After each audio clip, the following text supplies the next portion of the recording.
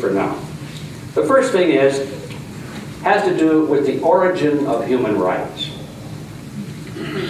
This is very clear. The collectivist believes that rights come from the state. And an individualist believes that rights are inherent to each person. It's the difference between hardware and software. Collectivists believe that human rights are software and they're to be added to the hardware. We are the hardware. Whereas individualists believe, no, it's part of the motherboard. You know, we have them at the instant we're born. We won't get into debates as to why we have them or only that, but individualists all believe that they have inherent, inalienable is the way they phrased it in the Constitution Bill of Rights, inalienable human rights, part of it, built in. The collectivist says, no, that's not it at all. Rights are granted by the state. Now the problem with that is that if you accept the philosophy or the argument that rights come from the state, then you are helpless when the state decides to take them away from you. Because they came from the state, why can't the state take them back? And most people don't think about this at all. They just want to hear the words that said you have a right to freedom of speech, peaceful assembly, and so forth. And so they fall for the collectivist literature. The granddaddy of all the collectivist literature, at least in modern times, is in the United Nations Charter. Not the Charter, excuse me. It's the Human Rights Covenant of Human Rights. Now, the United Nations is the epitome of collectivism on this planet today. It's pure collectivism from top to bottom. And if you want to check that out, get the Covenant on Human Rights, and you'll see all of these rights guaranteed. Because every citizen has the right to freedom of speech, has the right to a job, has a right to free travel, all of these things. They have got rights listed in there that we never even heard of. A right to medical care, you know. And although we're adding that, I think, somehow to our own Bill of Rights lately, people are thinking that they have a right to all of these things. They have a claim to somebody else's labor because it's important. But all of this is written into the United Nations Draft Covenant on Human Rights. And so people read that and they say, gee, that's wonderful. What's wrong with that?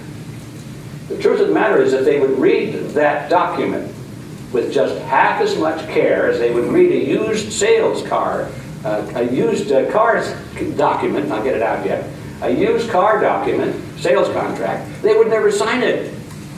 Because here's the trick. The UN says every person has a right to freedom of speech, a right to free speech, except, what's this except? Read on. Except as may be provided by law. Every person has a right to a job, except as may be provided by law. Every person has a right to travel wherever they want to, except as may be provided by law. That gimmick is in all of them. In other words, you have a right until they pass a law to take away that right, and then you're out of business, brother. Who would sign that contract? 99% of the Americans have already signed on to it. They think it's wonderful. Compare that with the American Constitution and the Bill of Rights. Congress shall pass no law restricting right of freedom of speech or peaceful assembly, the right to bear arms, and all the rest. Not except as may be provided by law, but no law. Did you hear it? No law.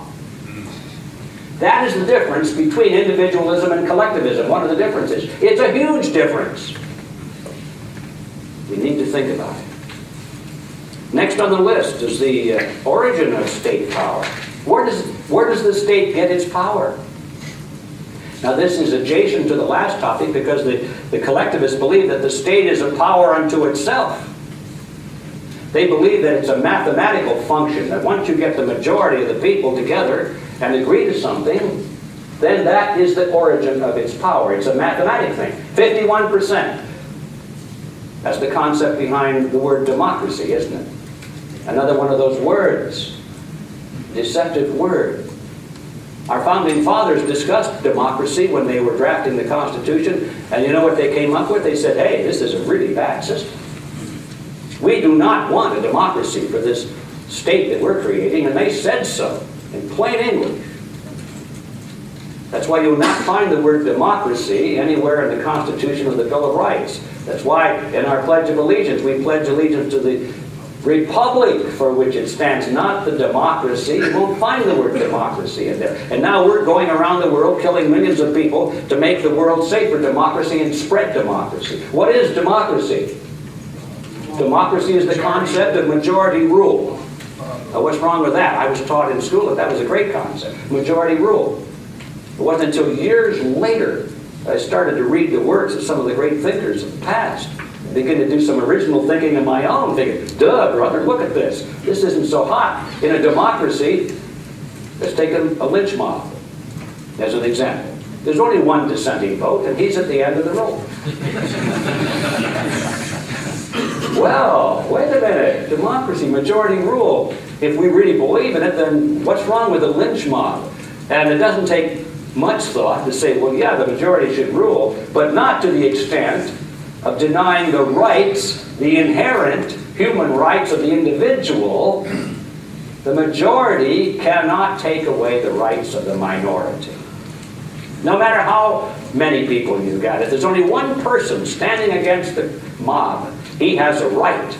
And that right must be protected by law in a sane, just system. And that's why they used to call it a republic. Even the word republic has lost its meaning today, because you can look around the world and see all kinds of banana republics and the People's Republic of China and so forth. People, they all use the word republic now. But in the original concept, the word republic meant that the majority must be restrained so that it cannot take away the rights of the minority, even a minority of one.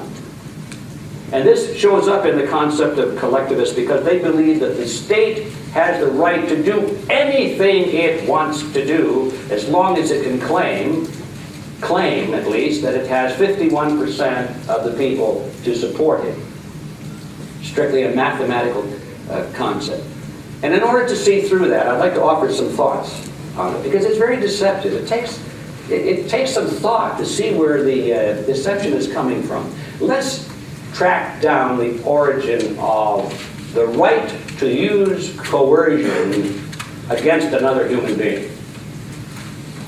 What are the conditions under which we have the right to coerce somebody else to do something? Even the right to take their lives, the ultimate coercion. Do we have the right under any circumstances to take someone else's life? And the answer is yes, but on very narrow circumstances. I think most people would agree that we have the right to use coercion even to the point of taking their lives, if necessary, to protect our own lives. Self-defense.